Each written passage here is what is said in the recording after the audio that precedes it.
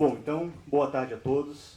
É um prazer imenso recebê-los aqui em nome do Núcleo de Estudos e Análises Internacionais NEAI para mais uma atividade, um seminário. E a gente gostaria de agradecer imensamente a presença de cada um de vocês, um público notório que certamente vai qualificar aqui o nosso debate, nossos questionamentos, e também motiva ainda mais a persecução dos objetivos do nosso núcleo de estudos. De imediato, também gostaria de agradecer a presença do professor e filósofo José Arthur Janotti. Obrigado pela disponibilidade, também por ter aceito o convite. O professor Janotti vai expor aqui o seu mais recente livro, A Política no Limite do Pensar, e, se eu estou correto, seguido de um debate sobre as contradições da política nacional. E, para nós, do NEAI, esse evento tem um peso simbólico muito importante. A gente está funcionando há pouco tempo, pouco mais de 2 meses em público, e receber um nome de tamanha notoriedade e autoridade no âmbito da filosofia e da política, certamente é muito motivante para o nosso trabalho. Vocês já devem conhecer, mas não custa reiterar, o NEAI nasceu no âmbito do Instituto de Políticas Públicas e Relações Internacionais da Unesp, é composto, em sua maioria, por pós-graduandos, mestrandos e doutorandos do programa de pós-graduação Santiago Dantas. Eu agradeço também a presença da professora Suzelei, coordenadora do programa de pós-graduação. E nós estamos há mais ou menos 2 meses trabalhando, então, com algumas atividades. O site, que vocês já devem ter visto, o blog, onde temos divulgado alguns artigos de opinião e também de análise, e também na organização desses seminários que a gente está tendo a honra de ter hoje com a presença do professor Janotti. Mas, é claro, a gente não funciona apenas num vácuo institucional. Além dos anseios dos mestrandos e doutorandos, nós temos um mentor, um preceptor intelectual, que é o coordenador científico do nosso programa, o professor Marco Aurélio Nogueira, que muito nos honra a sua presença aqui conosco hoje. E eu acho que, para apresentar o professor Janotti, ninguém mais habilitado do que ele para situar a importância desse debate. Então, eu já vou passar de imediato a palavra ao professor Marco Aurélio. Bom, Rodrigo, obrigado. Eu não tenho muita coisa a dizer para apresentar o professor Janotti. Eu só vou dizer 2 coisinhas, porque eu acho que todos nós estamos aqui para ouvir o que ele tem a dizer, não o que eu tenho a dizer a respeito dele. Eu vou dizer só 2 coisas. Eu sou uma pessoa de uma geração intelectual diferente da do Janotti. Eu sou um pouco mais novo do que ele, apesar de não parecer, né? Eu sou um pouco mais novo que ele. Me formei lendo o Janotti, né? E acho que o Janotti ele teve uma relevância, não na minha formação, porque a minha formação não tem tanta importância assim, mas para a formação da minha geração, que foi uma importância determinada, é a minha leitura, não quer dizer que eu esteja certo, por 2 grandes passos que me deixaram marcas profundas. Um deles foi o do diálogo com o marxismo, né, que o Janotti encaminhou de uma maneira não dogmática e pós-partidária, vamos dizer assim. O que para mim foi muito importante, porque eu passei uma boa parte da minha vida militando politicamente em nome do marxismo. Então, ter encontrado nos livros, nos textos, nas performances do Janotti, um debate crítico com o marxismo foi muito relevante para mim. E eu lembro muito de um livro do Janotti, que para mim foi fundamental, chamado Trabalho e Reflexão, né, onde eu li pela primeira vez uma reflexão, uma consideração, uma análise a respeito da sociabilidade capitalista, né? E aquilo foi determinante para eu seguir outros caminhos. E acredito que muita gente da minha geração fez esse mesmo movimento. A segunda coisa, e com isso eu encerro, é um texto mais de intervenção, menos de filosofia, chamado A Universidade em Tempo de Barbárie, né? Que escrito 30 anos atrás. 80, né? por aí, 25 anos atrás, 35 anos atrás, muito tempo atrás, né? E que foi, digamos assim, uma espécie de abertura de horizontes para se pensar a universidade para além do sistema burocrático que a estava engessando lá atrás e que hoje a engessou, do meu ponto de vista, por completo. Né? Então, essa abertura de horizontes que o texto do Gianotti ofereceu, eu acho que foi muito importante, ainda que ele não tenha sido um texto propriamente de filosofia. Eu acho que era um texto de intervenção de um intelectual acadêmico pensando sobre o seu próprio ambiente, sobre as suas próprias dificuldades, os seus próprios desafios e angústias como intelectual num ambiente que estava crescendo, como nós acabamos vendo hoje, em termos fortemente burocráticos, em termos fortemente sindicalizados, aquilo que o Gianotti chamava de maneira extremamente provocativa, numa cultura de faz de conta que está se generalizando, que estava se generalizando e que acabou por se generalizar mesmo. Então, a minha apresentação do Gianotti é basicamente essa. Eu não vou repetir o que o Rodrigo disse, mas para o NEAI, para o IPRE, para o programa de pós-graduação, a presença do Gianotti aqui só pode ser comemorada e recebida como uma homenagem que ele faz a nós. Né? Eu acredito que nós vamos aproveitar muito, ele vai discutir política, nós todos estamos, de alguma maneira, envolvidos no debate político, ele certamente fará isso num registro diferente do registro do senso comum, mas nem por isso deixará de nos oferecer algumas portas para a gente melhorar o nosso repertório em termos de discussão da política. Tá? Muito obrigado, passo a palavra a ele. Bom, antes de tudo, eu agradeço essa recepção, essa oportunidade de encontrar colegas e eu não vou provavelmente apresentar o curso do e-book que eu escrevi, que é A Política no Limite do Pensar. Eu vou querer refletir sobre termos muito cotidianos que a gente está sempre utilizando e que a gente não sabe bem o que está significando hoje.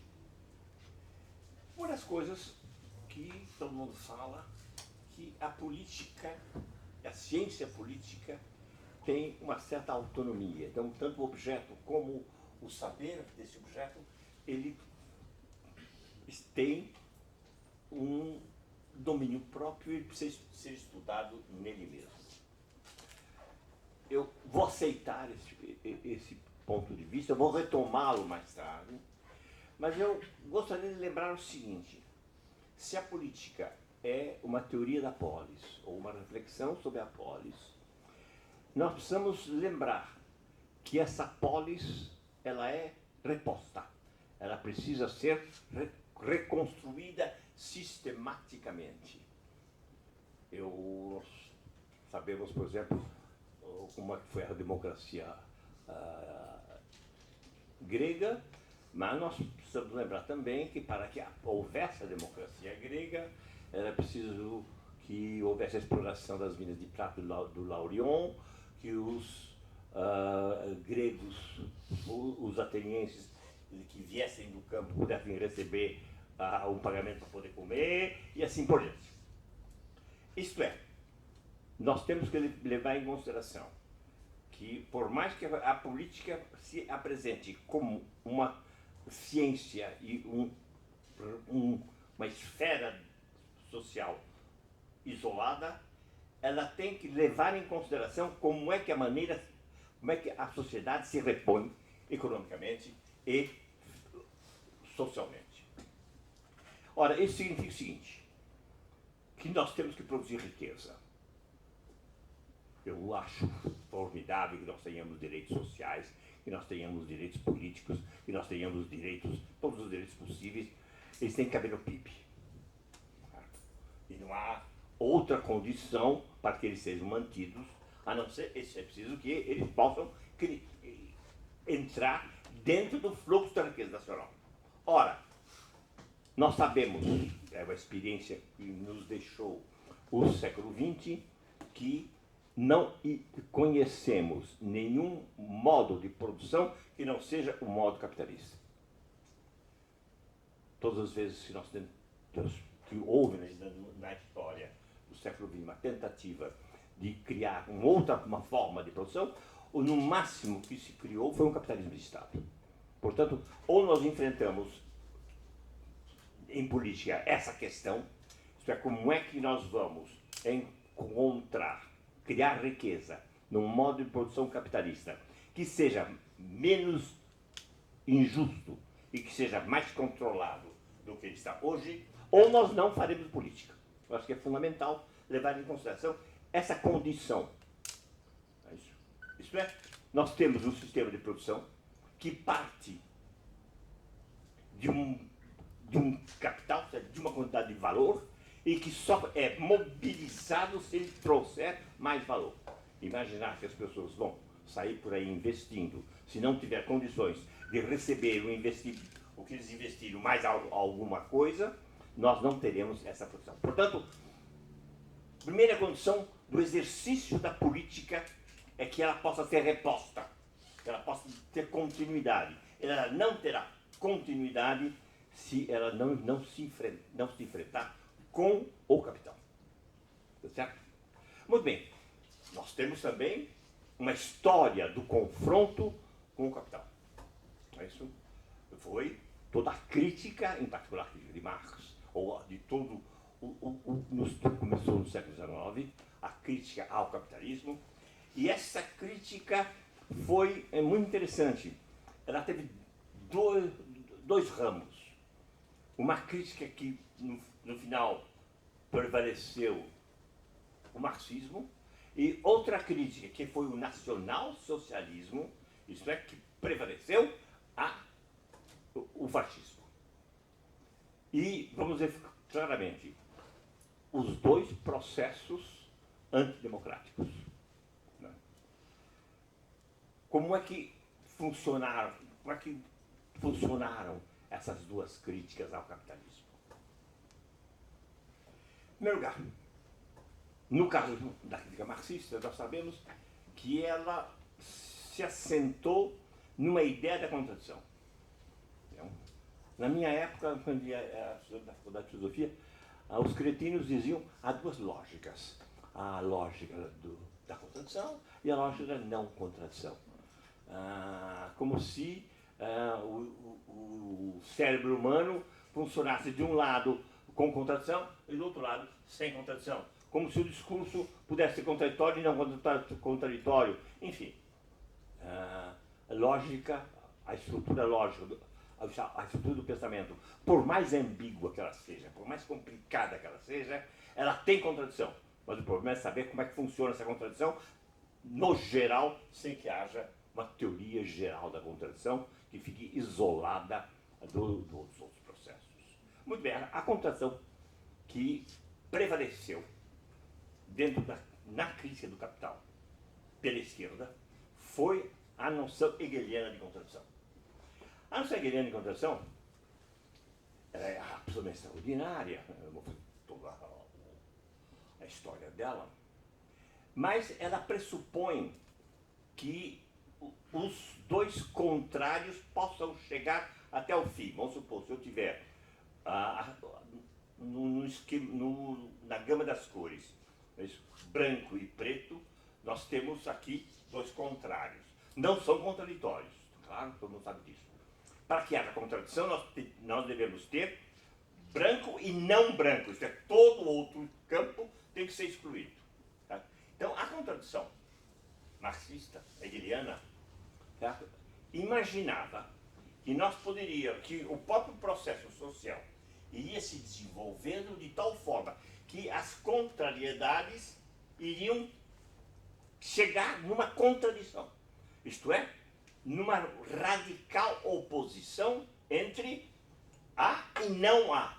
Isto é, uma radical oposição entre capital e trabalho.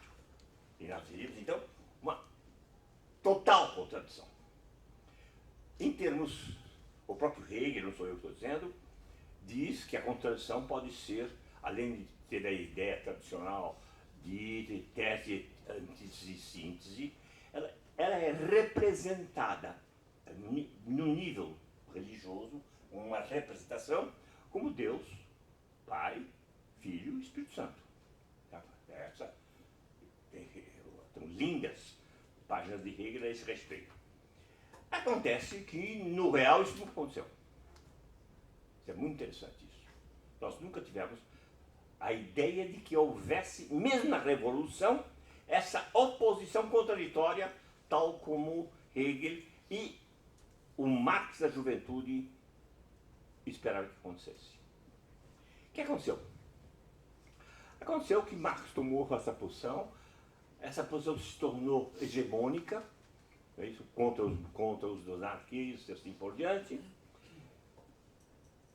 Mas, conforme Marx foi escrevendo o Capital, ele imaginava que no terceiro volume ele iria encontrar a oposição hegeliana entre o capital social total e o trabalho total.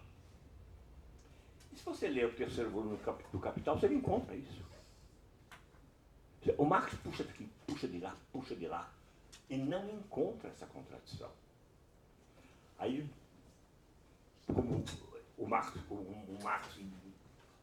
de Marx se transformou em ideologia, todo mundo dizia que Marx ficou doente, teve furuncos, tal, não pôde terminar o Capital. Não é isso? Hoje ele sabe perfeitamente que não foi assim. Marx trabalhou até o final da vida dele, feito um doido, para ver se conseguia encontrar essa contradição.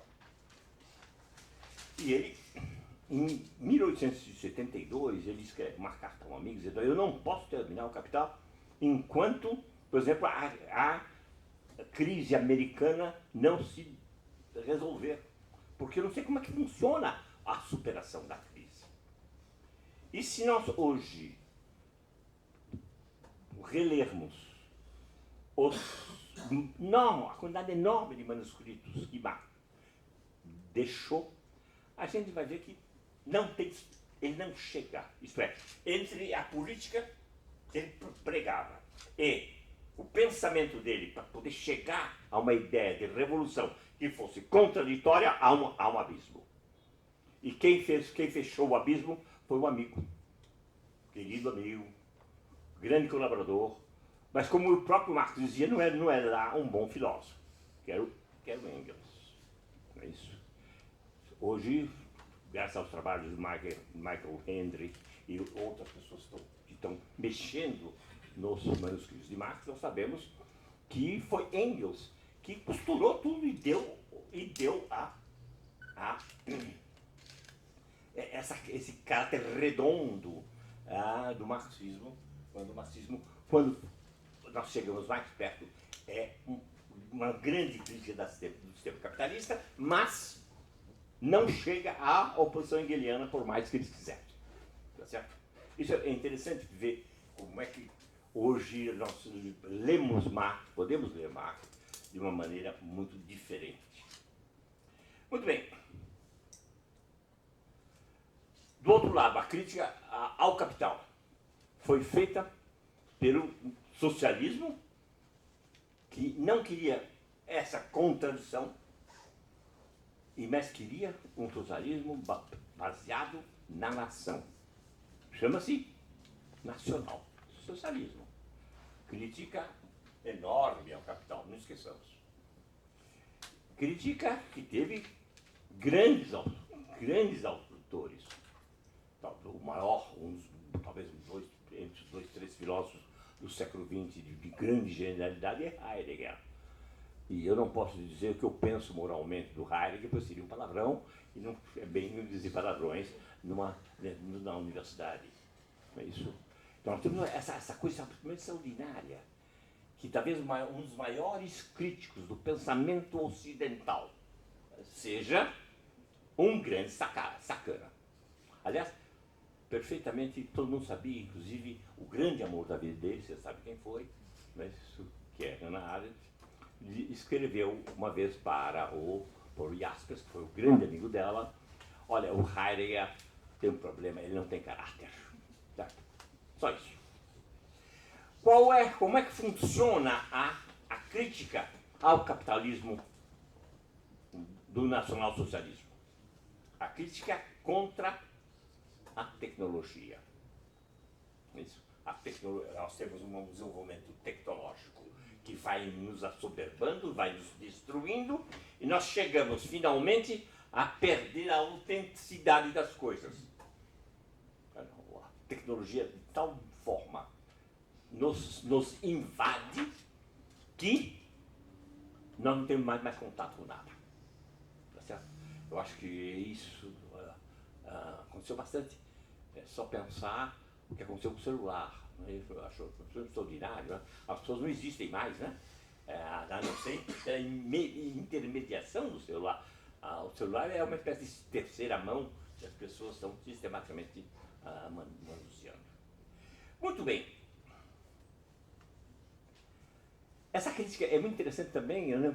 Apenas para apontar e fazer uma provocação, é que existe uma escola da esquerda que tentou retomar a crítica do capital pela tecnologia, crítica à tecnologia, que é a escola de Frankfurt, certo? Basta ler Horkheimer.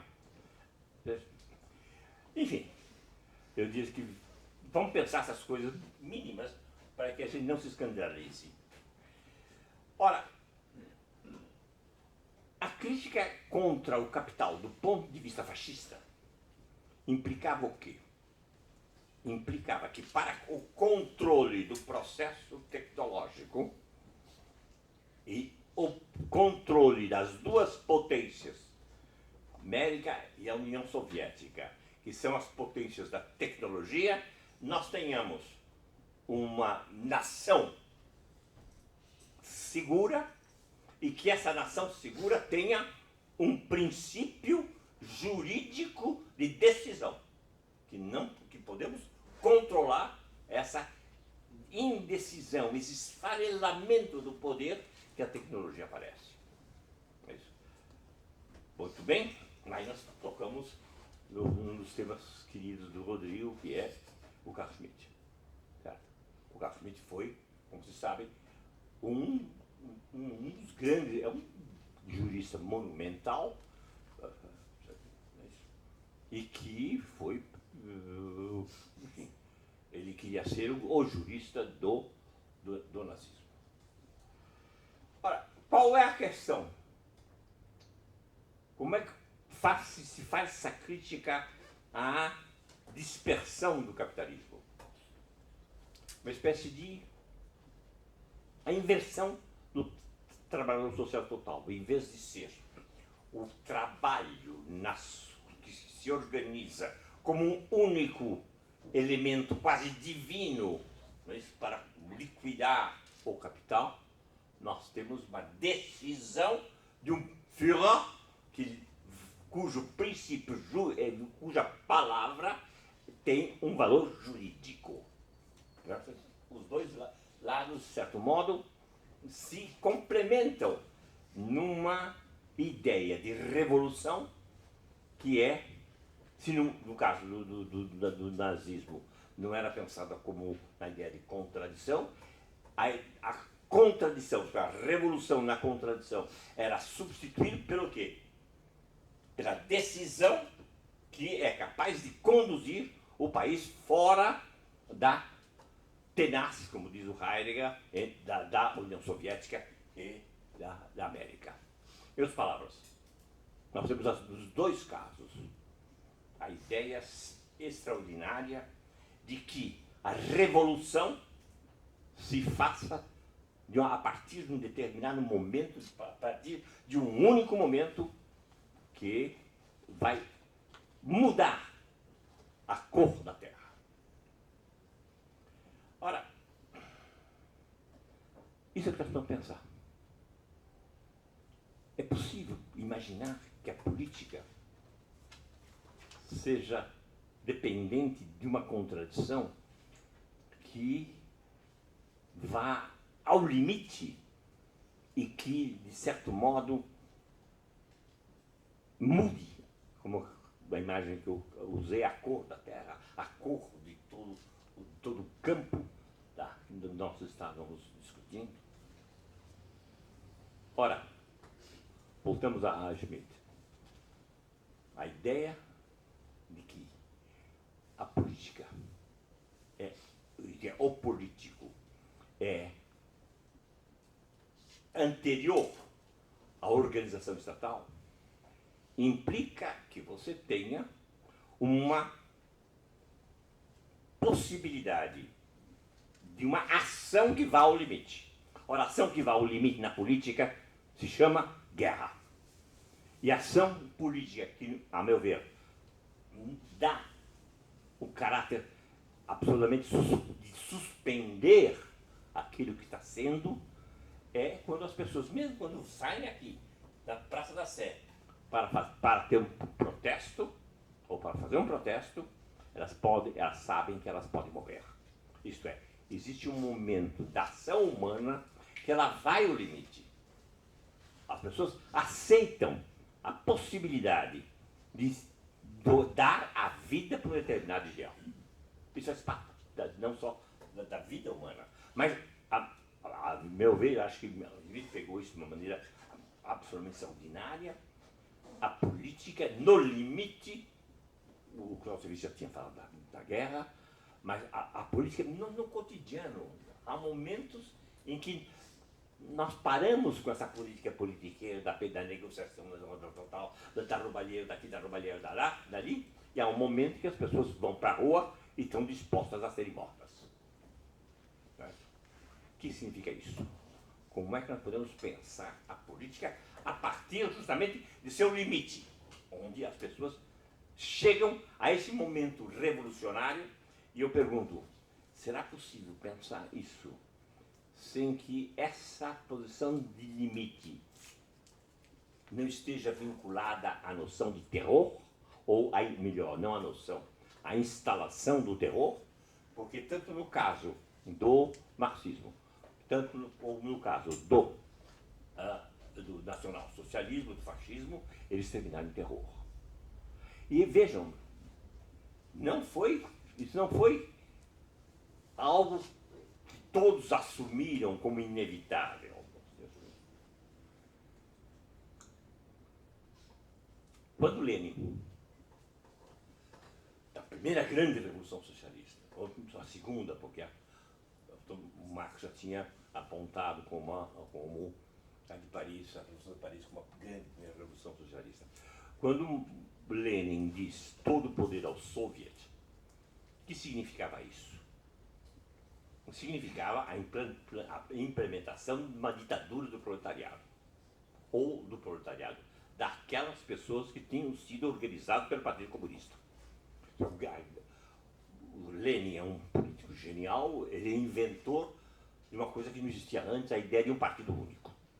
Não é isso? Todo poder ao Soviet significa o seguinte: todo poder são às congregações de soldados, camponeses e operários. Mais da metade dos cidadãos russos estavam excluídas portanto, do funcionamento político que se instaurava com a Revolução de Outubro. Os marxistas reagiram a isso, não foi simples.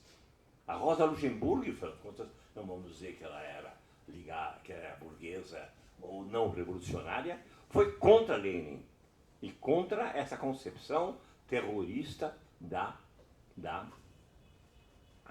ditadura do proletariado. E outro que escreveu, que era considerado o grande marxista daqueles tempos, no início do século, que era o renegado Kautsky. Não é isso? Que tem um livro e recebe uma crítica absolutamente feroz do Lenin, num livro que se tornou famoso. Então, veja bem, essa ida para a ditadura e para o terror, não foi simples. Houve recuos e discussões tanto no campo marxista como no campo fascista. O fascismo italiano não é o mesmo fascismo, não é o nazismo. O fascismo europeu, espanhol é diferente e assim por diante. Mas o que me importa é o seguinte: como evitar que esse lado da política, que é o lado da negação completa da vida, possa se tornar uma constância da nossa vida. Por isso que eu tenho muitas restrições a certas tendências da esquerda contemporânea que tomam Robespierre como uma espécie de padrão do político moderno. Por quê? Porque no caso de Robespierre, nós temos nitidamente o impoluto que decide pela guilhotina, retomando assim, dando ainda a ideia de um Estado podesiano e continuando essa situação. O problema é o seguinte: dá para a gente pensar isso, pensar uma política em que, embora sabendo que ela vá até o limite da negação da vida, como é possível que em condições nós temos que ela possa ser uma afirmação da vida, sem que seja a afirmação da vida, da injustiça e da exploração. Voltando àquilo que os autores do século XIX fizeram, vamos estudar o que é Capital. É fundamental. Se nós não entendermos o que é o capital contemporâneo, nós não poderemos levar a política até os limites. Nós não temos tempo aqui, mas o que houve no Brasil nos últimos tempos foi que se tentou uma forma de economia, de coordenação econômica, que não respeitou certas regras gerais da reprodução capitalista. Nós temos uma enorme crise. A se dizer, não, mas a crise basicamente é causada hoje em dia pela desregulamentação dos capitais, em particular do capital financeiro. Correto. Certo? Mas esse capital financeiro precisa de capital para poder funcionar. E esse capital vem da onde? Da produção. Só que a produção contemporânea passou por uma revolução que Marx e os autores da economia política do século XIX tinham apenas alguma ideia, mas que já os autores do século XX começaram a ter a ideia.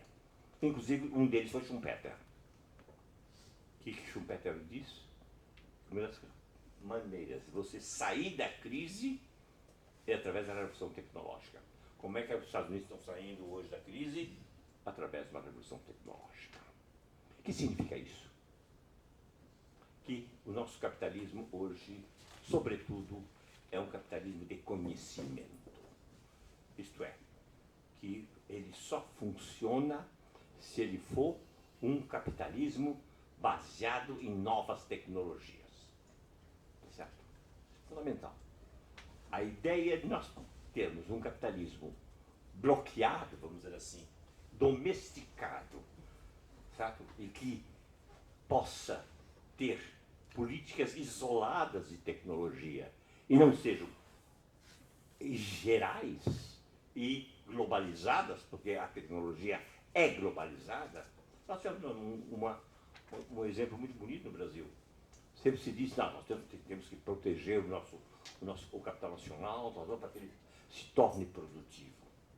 E então houve tempos, não passaram por isso, que nós não podíamos passar da alfândega com computador, com aparelho eletrônico, porque tudo estava sendo protegido para que se produzisse o computador da Itaú.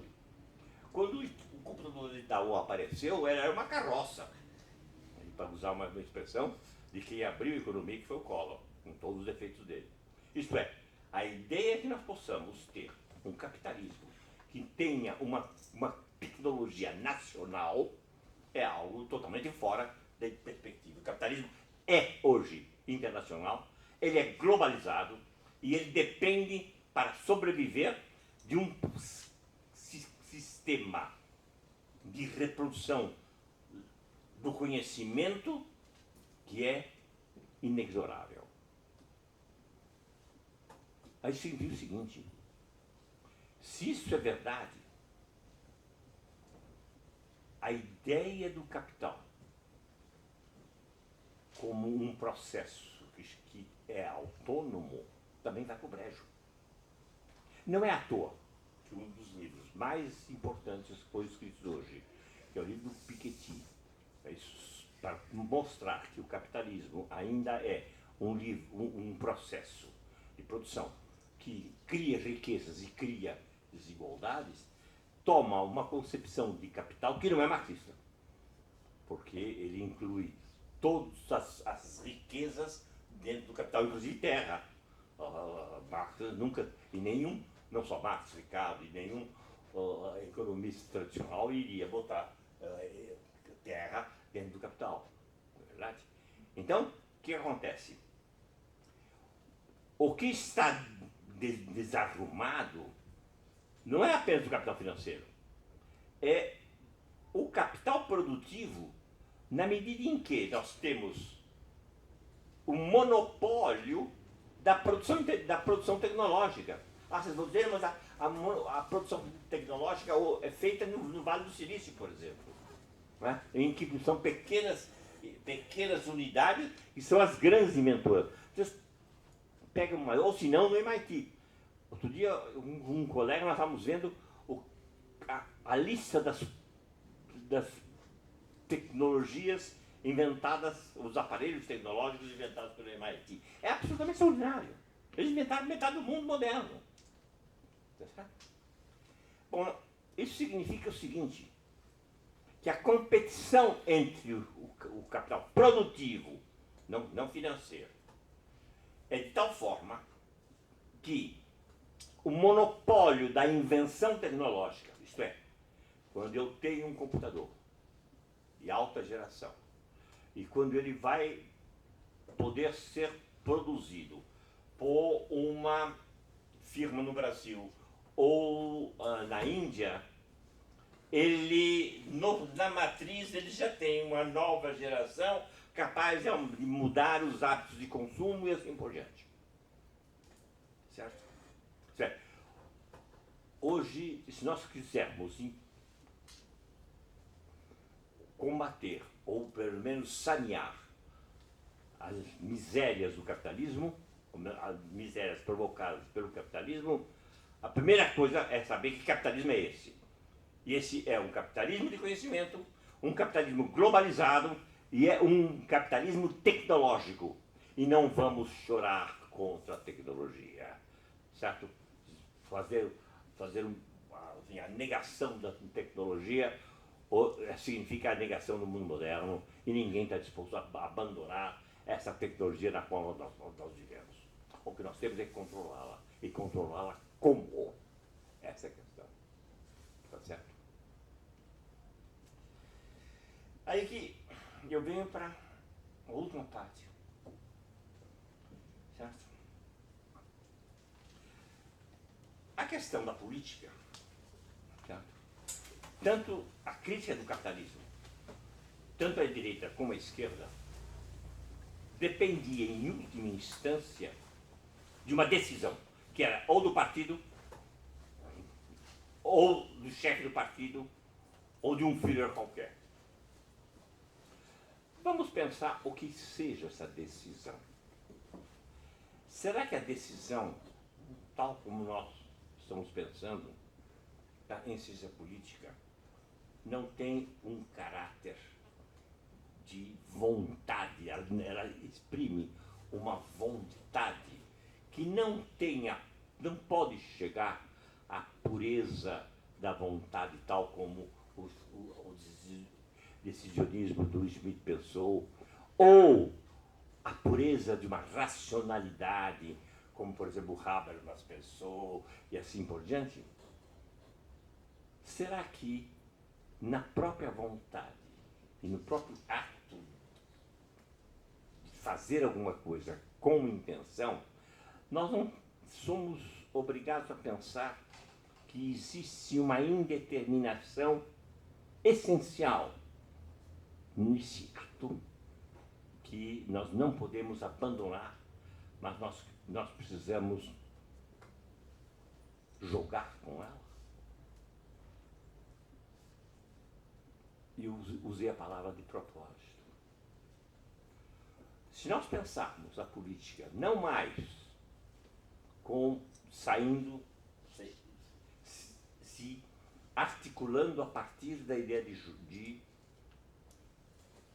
decisão, ou de ação que vai para a guerra, ou de vontade, porque aí nós seremos obrigados a falar da vontade, e eu não sei aonde nós vamos parar.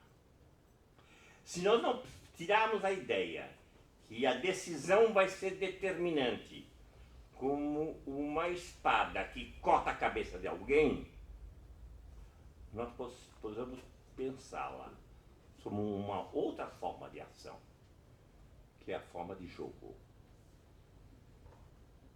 O jogo é uma ação, mas uma ação que implica vontade, mas não minha, também do outro, que implica que o outro também queira que eu jogue, e que nós estamos utilizando as regras, mas de tal maneira que as regras não decidem, não tem na sua intencionalidade quem vai vencer. Talvez a noção mais interessante, a maneira mais genial de pensar a indeterminação da ação, não é simplesmente pensar em formas de racionalidade, mas é pensar, sobretudo, da forma de um jogo. Vocês sabem a quem eu estou atribuindo essa maneira de pensar, é o segundo Wittgenstein. Isto é, nós pensamos a ação de tal maneira que nós não podemos tirar da ação o seu resultado, projetar o seu resultado. Porque se nós entrássemos num jogo entre Corinthians e Palmeiras e soubéssemos, pela simples ação, quem iria ganhar, nós iríamos ao jogo. Simplesmente. A noção de jogo implica uma indeterminação que somente no exercício das regras e na maneira pelas quais essas regras estão sendo assumidas um pelo outro, é que nós podemos, e exercidas um pelo outro, é que nós temos a possibilidade de terminar o jogo. Não é jogando corretamente, segundo todas as regras de um jogo do futebol, que você ganha a partida. Existe o gênio de cada um. O gênio de um jogador de futebol, de um jogador de tênis ou de um político. Uma das coisas que tem me fascinado muito nos últimos tempos é ler biografia de político. Ver como é que em determinado momento, certo, esse político foi capaz de ter uma visão que integrava uma série de colaboradores e dentro dessa colaboração ele pôde dar um passo e modificar uma situação. Você vê isso claramente, por exemplo, na última biografia que eu li, de Napoleão, eu já li várias, né? No consulado. O consulado de Napoleão é um negócio absolutamente extraordinário, como ele foi capaz de organizar a República Francesa em relação à Europa, tá? Na medida em que ele rearranja o jogo europeu. Não vou dizer que ele teve o mesmo sucesso depois que ele virou imperador, mas o que eu quero dizer é o seguinte: é possível perfeitamente pensar que a noção de jogo, do jogo político, é um jogo, é uma maneira de abordar a política, levando em consideração que ela tem sim um limite, que é a guerra, que ela sempre tem a possibilidade de liquidar o adversário, que implica possibilidade de roubar no jogo, mas que se nós conseguimos controlar o jogo, nós transformamos aquela oposição, ou melhor, aquela contradição que o Marx queria entre capital e trabalho. O nazismo entre o Führer e o povo. Numa contradição que entre amigo e inimigo você transforma o inimigo num adversário. Isto é, em alguém que você tem necessidade para exercer o jogo. No jogo, mesmo que você jogue paciência sozinho, é um jogo que é público, na medida em que, para que eu e vocês possam jogar paciência, nós devemos seguir as mesmas regras. Senão, eu posso estar jogando o que quiser, mas não estou jogando paciência. Isto é, uma publicidade no jogo, que é uma publicidade, na medida em que o inimigo se transforma em adversário. E ele precisa, portanto, de um respeito tão grande como eu dou a mim mesmo como jogador. Isso não impede que eu queira ser um vencedor. Isso não impede que eu reconheça que o outro seja um exímio político, mas sejamos claros, uma política que não leve ao terror e que não leve justamente a uma esperança de uma contradição radical, necessariamente tem que incluir um jogo da indeterminação. E esse jogo da indeterminação será, creio eu, reposto no interior da própria política, quando nós a considerarmos o jogo político e não simplesmente as suas estruturas ou simplesmente as suas ações. Bom, é mais ou menos esse o joguinho que eu queria fazer com vocês.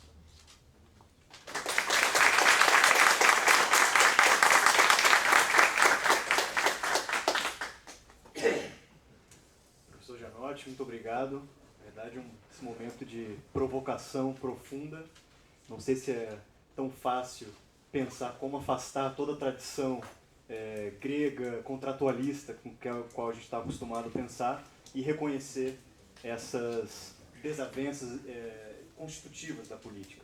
Mas, enfim, para a gente dar continuidade a esse debate, está aberto para quem quiser comentar, fazer pergunta. A gente pede que se identifique antes, tá? Fique à vontade. Eu sou Ana Cristina, sou professora da Fundação Getúlio Vargas, tive a honra de ter o Janotti como mentor de um grupo em que eu participei no SEBRAC durante alguns anos, é um prazer de novo, enfim, é uma alegria estar aqui.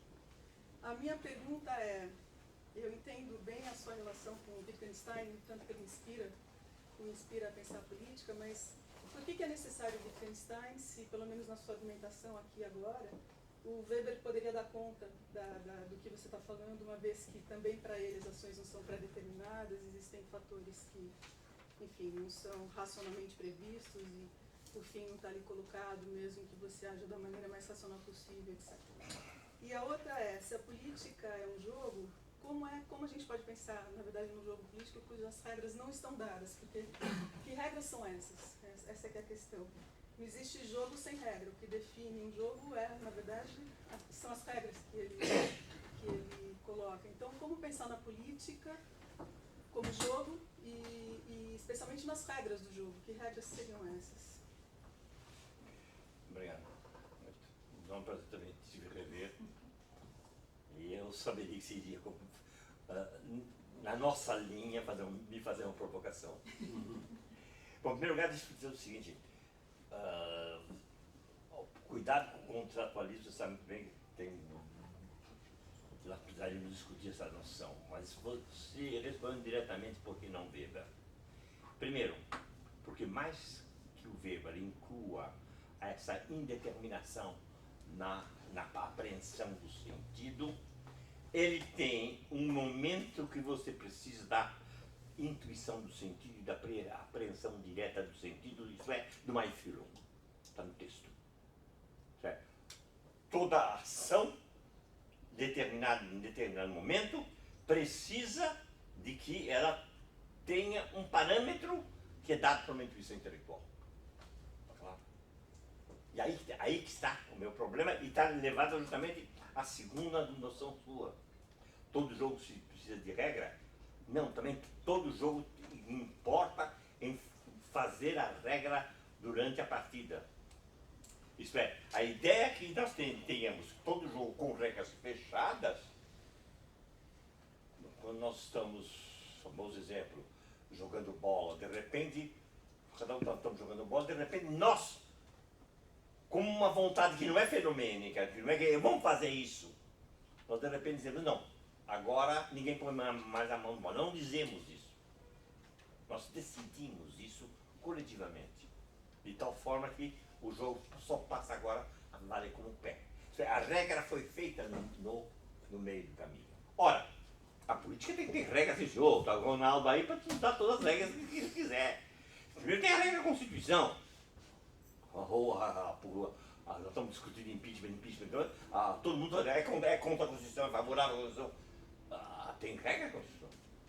Tem legislação a respeito dos partidos. E assim por diante. Mas tem também maneiras pelas quais se corrompe essas regras. A corrupção é uma forma delas.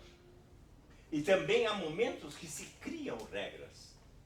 Um determinado grupo começa a ter uma determinada regra, é claro? Faz um partido, faz uma rede, e que não quer bem ser um partido, mas quer ter rede.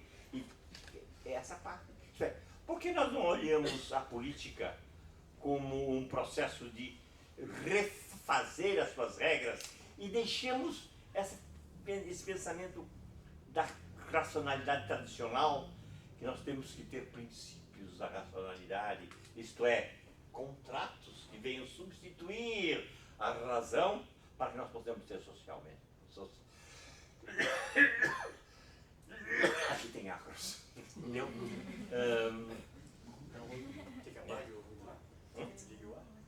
Não, pelo contrário. Sabe, nós pensamos a política, pensamos várias coisas. Primeiro, a ideia uma ideia de racionalidade que foi embora.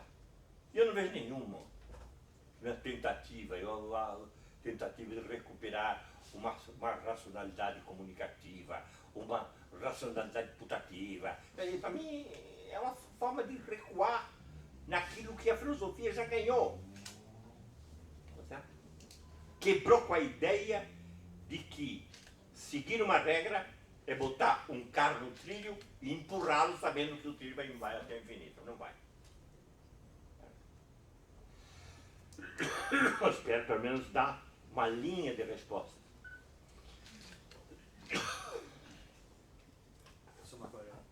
Bom, eu queria antes de tudo dizer que eu fiquei encantado com a sua exposição, depois de ter ficado encantado com o livro. Eu, para falar a verdade, assim, eu li o teu livro umas 3 vezes, porque na primeira eu achei que não tinha entendido nada, na segunda eu cheguei à conclusão que tinha entendido tudo, e na terceira eu voltei à primeira posição. Ou seja, então eu ainda estou procurando o eixo.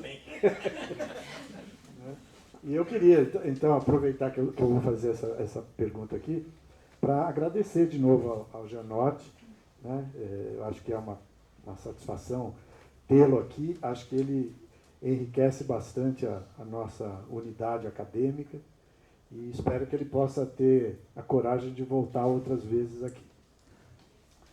Bom, então eu queria fazer uma provocação ao Gianotti, me valendo daquilo que eu acho que é uma palavra ausente na tua conferência. Não está ausente no livro, mas ficou ausente na sua exposição, que é a palavra democracia. Basicamente porque eu vejo que o seu discurso, especialmente no livro, ele se põe um desafio. Pode ser que eu não tenha entendido corretamente, mas o teu desafio é, de certo modo, avaliar em que medida a política democrática pode não somente atenuar os malefícios do capitalismo, aí a política em si poderia fazer isso, mas especialmente poderia civilizar as contradições, colocando-as numa trilha na qual a oposição amigo-inimigo seria substituída pela oposição aliados e adversários. Ou seja, eu acho que esse é o seu desejo profundo, vamos dizer assim. Em que medida a política democrática pode superar ou facilitar ou ajudar a que se supere a contradição vivida como polarização interminável e insustentável, na qual estaria admitida a destruição do outro. Né? Eu fiquei pensando nisso quando li o livro, etc., sobretudo porque eu acho que nós estamos vivendo hoje, no mundo, e particularmente no Brasil, um momento em que a contradição está convertida em polarização interminável. Né? Ou seja, que você não tem, digamos assim, os polos do jogo político disputando o jogo, não só com base no respeito às regras, mas com base nessa preocupação de produzir alguma coisa que permita a superação do próprio jogo, a abertura de um outro jogo. Né? Então, eu acho que num quadro em que a contradição é vivida como polarização interminável, nós temos alguns problemas. Né? Um deles, por exemplo, é que essa dinâmica, impossibilita a formação de culturas democráticas adequadas, porque a diferença é subtraída. Você não respeita a diferença. A diferença é uma coisa que não produz valor, vamos dizer assim. Uma outra coisa é que a política vivida desse jeito, ela produz engajamento, mas ela não produz construção. Ou ela torna difícil a construção. Ela torna difícil a fixação de projetos, a invenção institucional, né? A definição de boas políticas de atendimento à população. Ou seja, ela é uma política que fica eminentemente destrutiva. E para não ser vivida só como destruição, ela é obrigada a recorrer ao que você apontou muito bem, pensando no nacionalsocialismo, a recriação de comunidades míticas ou de figuras míticas que vão possibilitar a reunião daquela comunidade dilacerada pela oposição de um contra o outro em escala radicalizada, vamos dizer assim. Então, eu fiquei sensibilizado com essa dimensão, e como você não tocou nesse ponto aí na sua exposição, eu gostaria de propor que você fizesse algum tipo de reflexão. Até mesmo, aí é uma curiosidade muito pessoal, dizer o seguinte: se essa descrição que eu faço a partir do seu pensamento é razoável, onde é que está o problema? O problema está ou estaria na própria democracia, o problema está na representação, no sistema representativo, na má qualidade dos políticos, ou nessa reiterada obsessão que os humanos parecem ter, talvez não só os de esquerda, mas também os de direita, né, pela recriação de uma comunidade mítica ou imaginada, ou seja, o nome que se dê, que poderá ou não ser encarnada na figura de um líder tipo Führer, ou um líder carismático forte. Diga isso. Obrigado. Muito obrigado. A questão é ótima. Eu não falei da democracia de propósito. Por quê? Porque eu não queria colocar a questão da representação. Porque a questão da representação, ela é dupla, ela é teórica e prática. Primeiro, a questão da representação, teoricamente, ela implica uma crítica, levamos as últimas consequências, ela implica uma crítica à filosofia tal como ela pensou a relação da razão, sensibilidade e entendimento. Isto é, nós temos uma sensibilidade que ou tem sensações ou tem objetos, mais ou menos, e depois tem o entendimento que vem e recolhe o que é comum nesses vários objetos, e depois a razão que articula. Isso é uma ideia que vem desde a tradição normal. Isso foi, a meu ver, liquidado, tanto por Heidegger como por Wittgenstein. Os dois filósofos básicos do século XX liquidaram essa relação do entendimento com a percepção. Heidegger porque a percepção, a razão está num indivíduo que ao mesmo tempo cuida de seu ser, ele está no mundo. Então, a noção de mundo é indispensável para que você possa pensar a representação. Aí você tem um problema, você pode chegar a um mundo unificado, não tecnológico e da nazismo. Você tem uma outra possibilidade de pensar a crítica da representação. É uma coisa que eu acho fundamental no pensamento wittgensteiniano e que meus colegas em geral não aceitam, é pensar o papel das figuras ambíguas na percepção. Todo mundo conhece a famosa figura pato-lebre, não é isso? É que você olha, uma hora você vê como pato, uma outra hora você vê como lebre. Não é?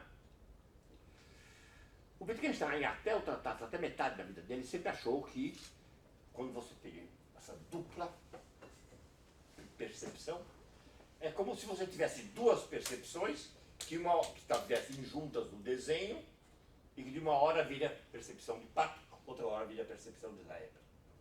Depois ele mudou o ponto de vista e ele vai dizer o seguinte, muito interessante, a meu ver, isso é extraordinário. Ele vai dizer o seguinte: quando eu tenho a figura pato-lebre, não é apenas que eu vejo de um lado os patos e do lado os lebres.